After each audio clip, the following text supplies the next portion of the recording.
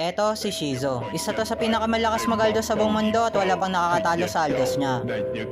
Eto naman si Chooks TV, malakas din to mag-Aldos. Kaya neto dumurog ng MM, talo nga lang sa Kimi. At syempre hindi mawawala dyan si Gigaduos. Malakas din to mag-Aldos, kaya neto pumatay ng 5 kahit isama mo pa buong pamilya. Isa pa to guys, si Aldos. Maingay to pero kaya neto umubos ng 5 kahit walang kasama.